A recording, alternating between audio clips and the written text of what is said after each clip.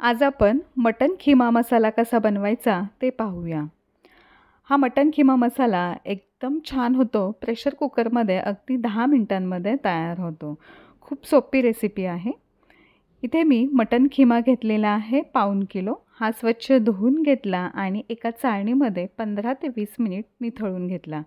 Mutton खिम्यामधलं सगळं पाणी काढून घेतलेलं आहे। आता आपल्याला मॅरिनेट करायचं आहे। यासाठी एक छोटा चमचा हळद लावून घेतलेली आहे। यामध्येच आपल्याला एक छोटा चमचा गरम मसाला घालून घ्यायचा आहे। चवीनुसार मीठ घालून घ्यायचं आहे। एक चमचा साधारण मी मीठ लावून घेतलेलं आहे। आता हे सगळे पदार्थ या खिम्यामध्ये व्यवस्थित असे मिक्स करून घेऊया।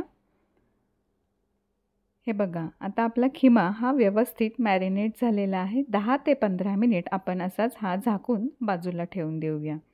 तोपर्यंत आपण बाकीची तयारी करूया। मटन खिम्यासाठी आपल्याला 2 मोठ्या आकाराचे कांदे बारीक चिरून घ्यायचे आहेत। तोपर्यंत आपण कांदा टोमॅटो चिरून घेऊया। हे बघा, खिमा आपण बाजूला ठेवून दिलेला आहे।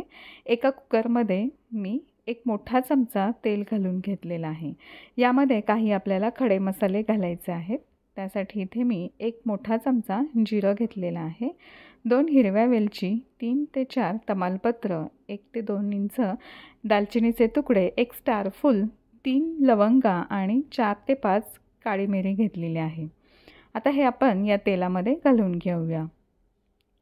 हे बघा, सगळे खडे मसाले तेलामध्ये घालून घेतलेले आहेत।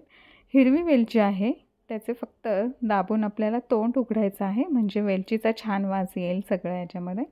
आता हे खडे मसाले आपल्याला फक्त 3 ते 4 सेकंदच या तेलामध्ये चांगले परतून घ्यायचे आहेत। खडे मसाले चांगले परतले गेलेले आहेत। आता यामध्ये 2 ते 3 हिरव्या मिरच्या मी इथे उभे काप देऊन घेतलेल्या आहेत, त्या घालून घेऊया। मिरचीचा कच्चेपणा जाईपर्यंत आपण 1 मिनिटभर इथे परतून घेतलेले आहे। आता यामध्ये 2 मोठ्या आकाराचे कांदे बारीक चिरून घेतलेले आहेत। कांदा एकदम छान बारीक असा चिरून घ्यायचा आहे। हे बघा, सगळा कांदा घालून घेतलेला आहे। कांदा आता गुलाबीसर रंगावरती परतून घ्यायचा। हे बघा, असा इतपत गुलाबी रंग येईपर्यंतच आपल्याला कांदा चांगला परतून घ्यायचा आहे। कांदा गुलाबीसर रंगावरती परतून झाल्यानंतर 2 मोठे चमचे आपल्याला आलं लसूण पेस्ट घालून घ्यायची आहे। लसणाचा कच्चा वास जाईपर्यंतच आपल्याला इथे परतून घ्यायचं आहे। हे बघा, सगळे पदार्थ छान असे परतले गेलेले आहेत। आता यामध्ये आपण जो मॅरिनेट केलेला खिमा आहे तो सगळा घालून घेऊया आणि हाय फ्लेमवरती आपल्याला खिमा चांगला इथे परतून घ्यायचा आहे। 3 ते 4 मिनिट मी इथे खिमा व्यवस्थित असा परतून घेतला।